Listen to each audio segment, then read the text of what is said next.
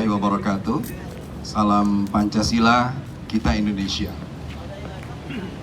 Kita ini adalah singkatan dari Kerapatan Indonesia Tanah Air yang dideklarasikan tanggal 19 Agustus 2020. 19 dalam terminologi Islam itu adalah huruf Bismillahirrahmanirrahim. Maka kita bismillah untuk lalu bersama-sama menjadikan tanah air Indonesia ini tempat kita mengabdi, berkarya, dan memberikan yang terbaik. Kebetulan pada tahun ini pun kita menghadapi COVID-19 dan yang menarik adalah hampir tiap 100 tahun sekali dunia ini menghadapi wabah. Tahun 1720 misalnya itu sudah ada wabah di daerah Prancis, di Marseille, itu ada lalat. 1820 ada korela. Lalu tahun 1920 ada juga Spanish flu. Dan tahun 2020 ada yang namanya COVID-19. Tentu ini membuat kita harus tetap optimis dan bersatu. Maka lahirlah kita. Sengaja dibuat kita ini dengan logo seperti ini, yang ada 2 titik yang artinya sebuah keseimbangan. Saya lahir dari tanah Sunda dan diingatkan sebuah lagu tentang burung. Cing cangkeling manuk cingkleng cindeten, blos kakolong bapa satar bulenem. Cing cangkeling cing graeling nute eling bakal sinting. Makanya kewarasan kita terus diuji, tidak panik, tidak cemas, tapi juga tidak sembrono. Tadi sore saya mendapat kabar ada seorang mursyid thariqah sekeluarga kena karena dia tidak mau pakai masker. Dia selalu bersalaman dan menganggap bahwa itu penyakit dari Tuhan, akhirnya kena semua. Seperti itu. Manuk cingkleng cindeten. Kita ini seperti burung yang harus seimbang. Keseimbangan doa dan usaha, keseimbangan ikhtiar, dan juga usaha dunia akhirat, hablum minallah hablum minan nas. Nah, hari ini di Indonesia lagi banyak orang yang merasa dekat sama Tuhan tapi jauh dengan tetangga. Ada orang yang bersujud sampai hitam keningnya tapi hitamnya sampai ke hati. Ada orang yang merasa memiliki sorga tapi menganggap semua jadi ahli neraka. Padahal sorga dan neraka mungkin tidak jadi diciptakan Tuhan karena sudah diperebutkan di dunia. Nah, kita pun buat kaknya itu, sekali lagi kita tidak berhadapan dengan kami. Kita berhadapan dengan cita-cita besar Republik ini. Oleh sebab itu, sengaja Kalyana Mitra ini dibuat anugerah untuk mengatakan bahwa ternyata menjadi orang besar tidak melulu harus lewat pencitraan, harus partai politik, harus dengan uang. Saya membaca buku tentang karakter-karakter yang menggugah dunia, karangan John McCain. John McCain menulis Mahatma Gandhi, Bunda Teresa, tapi dia tiba-tiba menulis seperti hari ini, Kalyana Mitra menghadirkan Pak Uud, Mas Ireng, Mas Budiman, dan lain sebagainya. Ini membuktikan bahwa jiwa-jiwa yang besar kadang-kadang ada di tumpukan-tumpukan jerami yang hina. Sementara orang-orang hina kadang-kadang duduk di kursi-kursi empuk kekuasaan dan jadi koruptor. Sekali lagi, kita pun mulai untuk terus bergerak, membuat beberapa acara. Kemarin di Medan, saya dengan Kamel meluncing lagu ini, dan kita langsung menggagas apa yang disebut dengan pesantren Melodia.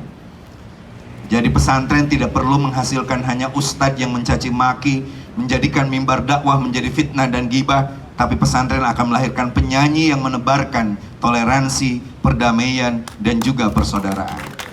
Kita membuat di 7 kota besar, dan alhamdulillah di Medan kita sudah mendapat langsung tanah 10 hektar. Di Palu kita sudah mendapat sebuah kawasan yang bagus, dan itu tentu nanti para ustadznya adalah para seniman dan para budayawan. Kita pun bergerak di masyarakat kecil seperti satu daerah di daerah Sukanagara, Subang, membuat pesantren YouTuber. Bayangkan kalau kita datang ke Subang, cek dolar mana, dolar yang datang ke Subang paling banyak bukan dari pabrik, bukan dari industri sekolah dan sebagainya, tapi justru dari petani, buruh-buruh yang melek teknologi dan akhirnya membuat YouTuber mereka. Salah satunya adalah Ustadz Ali Sadikin yang subscribe-nya sudah 360.000 dan dia tiap bulan mendapatkan 27 juta dari YouTube. Bapak Ibu sekalian, kita akan bergerak, belajar dari banyak orang, karena sungguhnya hanya dengan belajar kita akan mengerti jadi manusia. Tidak akan pernah berhenti kita untuk mencintai bangsa. Kita tidak ingin seperti Yugoslavia. Ketika Soekarno ketemu sahabatnya Tito, lalu Tito dengan bangga mengatakan, Bung Karno, Yugo ini tidak akan pernah pecah. Ini akan menjadi negara besar. Ini akan menguasai bukan Eropa tapi dunia. Militer kami kuat, ekonomi kuat. Tetapi Yugo berakhir 1918 sampai 2003, hanya 85 tahun. Apakah Indonesia akan berakhir di 75 tahun ini? Jawaban dari tadi Mas Heru, akan ada acara 76 desa, terus 78 dan sebagainya. Kita ingin hidup 1000 tahun lagi, kata Hairil Anwar, dan itu hanya bisa terjamin kalau kita hari ini berdiri tegak mencintai Indonesia. Yang terakhir, saya ingin mengungkap rahasia bahwa dalam Bismillahirrahmanirrahim itu ada 4 air. Yang pertama keluar dari mim bismi, air yang jernih. Itu yang dikatakan oleh Nabi Khidir, seorang nabi yang sampai hari ini belum meninggal. Kalau air tidak dipakai bersuci, maka air akan berubah menjadi api. Kenapa ada tsunami? Kenapa ada lumpur lapindo? Kenapa ada berbagai gempa bumi? Karena air Indonesia yang jernih dikotori oleh korupsi, kebohongan, janji-janji politik, kerakusan, dan begitu banyak hal. Akhirnya mereka ingin membersihkan Indonesia. Air yang kedua adalah air yang keluar dari lubang Allah, yang artinya adalah air susu. Agama bukan candu bagi orang-orang yang punya rasionalitas. Ad-dinu aqlun la dina liman la aqla lahu. Agama itu ada rasional dan sangat bermanfaat bagi orang yang menggunakan akalnya. Tapi agama akan menjadi candu bagi orang-orang yang bukan menyembah Tuhan, tapi menyembah institusi agama. Mereka memurtadkan orang lain yang berbeda. Mereka menganggap harus membakar gereja, membakar pura, membakar masjid yang berbeda. Padahal di sana nama-nama Tuhan disebut dengan baik. Hari ini kita harus kembali mencicipi susu ilahi dengan cara menyamakan kekuatan kita. Tidak ada yang bisa meyakini bahwa kita benar, karena kebenaran hanya milik Tuhan semesta. Yang ketiga, air yang keluar dari Ar-Rahman itu air arak, air yang memabukkan. Kalau memabukkan membuat puisi jadi indah, kalau memabukkan membuat tarian kita jadi produktif, itu adalah sesuatu yang indah. Tetapi kalau air arak itu diminum dari pajak-pajak rakyat, air arak itu diteguk dari KTP yang diselewengkan EKTP-nya.